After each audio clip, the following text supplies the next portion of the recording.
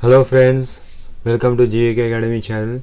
As we are discussing APPSC AE AEE previous year's questions, today we will discuss fluid dynamics part 3. We already completed part 1 and part 2. Let's start the video. In order to avoid the tendency of separation of fluid flow, the most suitable ratio of the diameter of throat and the pipe is, so option B 1/3 to 1/2. So what is in the telling in the question? To avoid the tendency of separation of fluid flow, the most suitable ratio of diameter of throat to the diameter of pipe. This is he asking, diameter of throat to the diameter of pipe. We should kept 1/3 to 1/2 to reduce the separation of fluid flow in the pipe. Separation of fluid flow means eddy formation. We should reduce the eddy formation by keeping the D by capital D ratio in this range. And one more question they will frame, that what is the convergence angle? The convergence angle will be 21 degree to 22 degree, and also divergence angle will be, angle of divergence will be 5 degree to 7 degree. And also reason for keeping this angle will be more and this angle will be less, because here the velocity will be less but pressure will be more, and here in the throat section the velocity will be more and pressure will be less. When fluid coming from high pressure region to low pressure region, there will be a less eddies form, there will be less separation will be taking place, and also called less losses will be occur when compared to when fluid flow from low pressure region to high pressure region. So here diameter increases, so here high pressure will be created. Here is a low pressure. When fluid flow from low pressure to high pressure, there will be a very high chance that separation of flow occur, and also eddies will be formed more. So that is why here the angle will be more and here angle will be less. By keeping this angle less, we are making the pressure to increase gradually. If we keep pipe like this, then sudden increase in pressure will create more losses, more eddy formation. That's why we are making the pressure to increase gradually, so that the eddies formation will be less, and also separation of fluid will be less. There is a note: for the same geometric and kinematic conditions, sudden expansion results in more losses means head losses, then sudden contraction. So sudden expansion will cause more losses than sudden contraction. Here also form eddies, but here more eddy form, here less eddies form. So in this more losses will be there, in here less. Similar concept maybe can visual. Here sudden expansion, if we expand here more losses will be there compared to here. So we can relate this concept with both concepts. Next question: in a long pipe the head is ignored. In a long pipe the head is ignored. Which head we will ignore? At the entrance head we will ignore, or at the outlet, or due to friction, at the inlet or outlet we will ignore. So he is asking that question. So we will ignore that at the inlet and outlet losses will be ignored. So let's suppose what is saying, long pipe na. So this is a long pipe. There will be entrance, from entrance the fluid is entering into the pipe, and at the exit the fluid is exiting from the pipe. So here also losses, these two losses we called as the entrance losses and exit losses called as minor losses.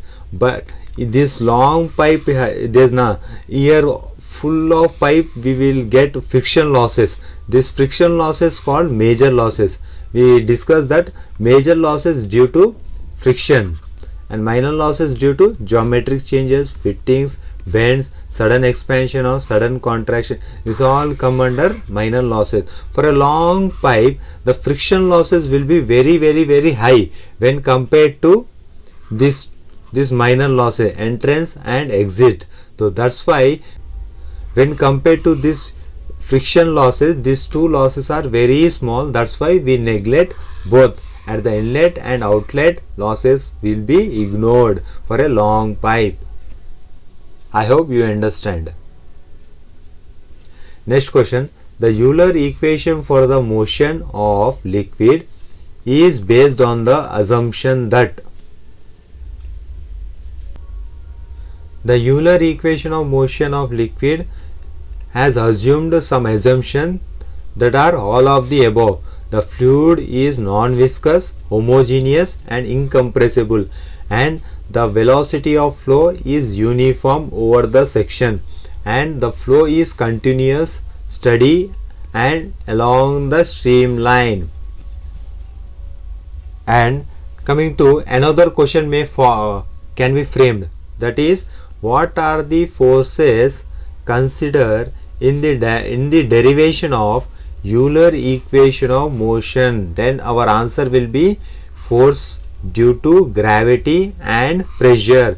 These two forces are considered by deriving the Euler equation of motion.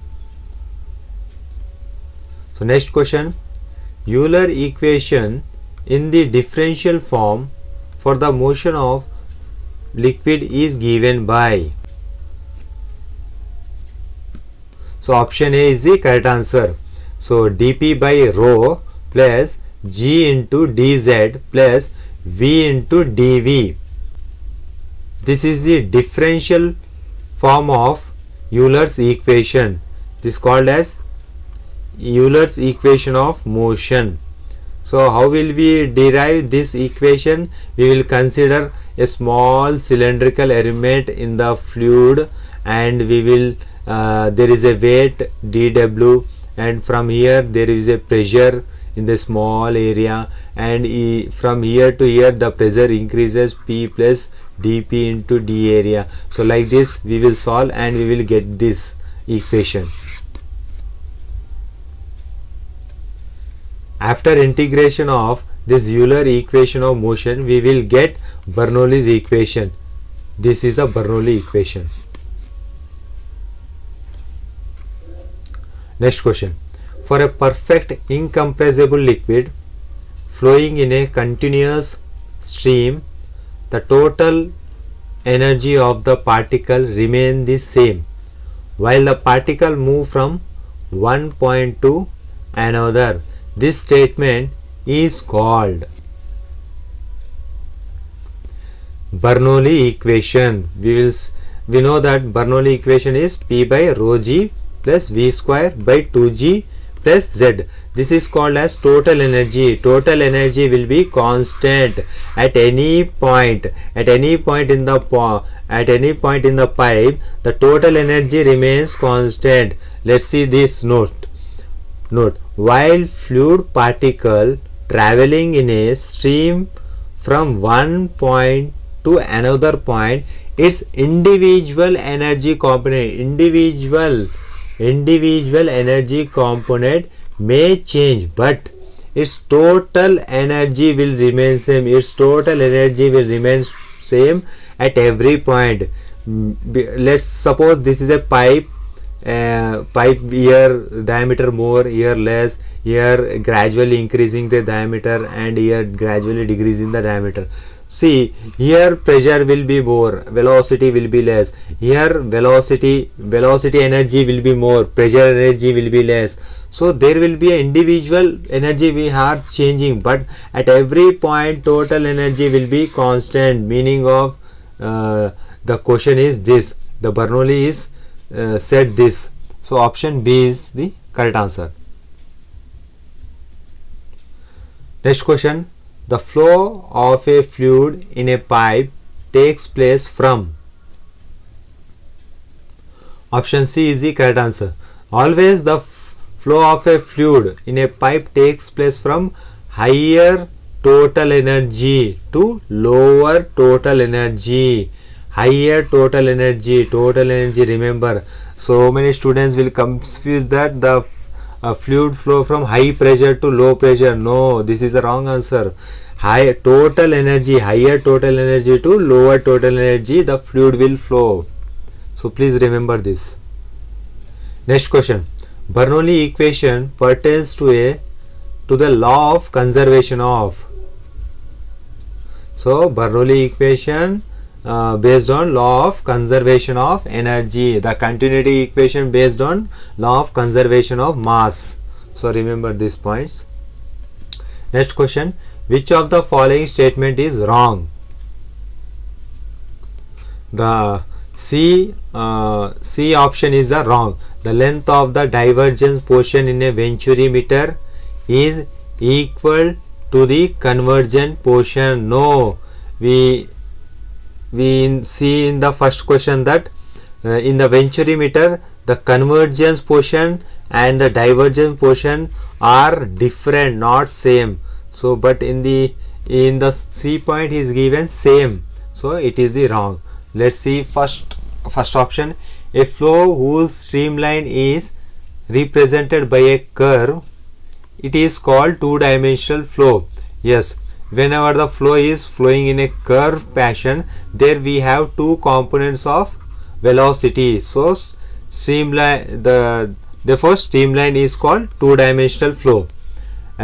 Option B, the total energy of the liquid particle is the sum of, yes, potential energy, kinetic energy and pressure energy, right? And option D is a pitot tube is used to measure the velocity of flow at the required point in a point. This is a pitot tube. Wherever we require velocity, we will keep the pitot tube, and this point is called the stagnation point, and this height will be the P by gamma plus V square by 2G. So by using pitot tube, we will find the velocity at a point. Next question. The Bernoulli equation written as P by W means gamma, plus V square by 2G plus Z is equal to constant. Each of the term represents. So this, what is the each of the term represent is asking. So each of the term represent energy per unit weight. Let us discuss different forms of Bernoulli equation. This also may ask in the question. So first form is energy per unit mass form. This is energy equal to P by rho plus G into Z plus V square by 2. This form called as energy per unit mass, and the unit is joule per kg. And second form, energy per unit volume. Energy equal to P pressure plus rho G Z plus rho V square by 2. So this form is called energy per unit volume, and the unit is joule per meter cube. So another form is, we familiar this form, E is equal to P by gamma plus V square by 2G plus Z. This is called energy per unit weight, and the unit is joule per kilonewton. And one more point, what we call this will call as static pressure.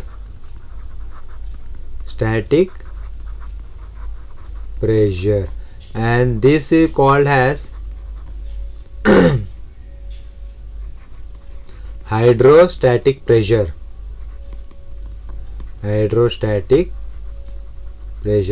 And this will called as dynamic pressure.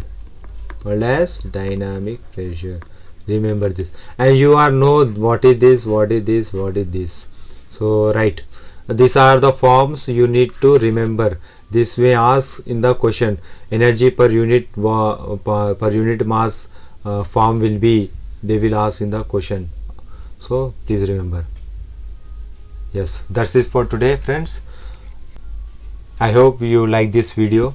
If you like this video, please subscribe the channel, like and share, and join the Telegram group where I will share this PDF. Thank you.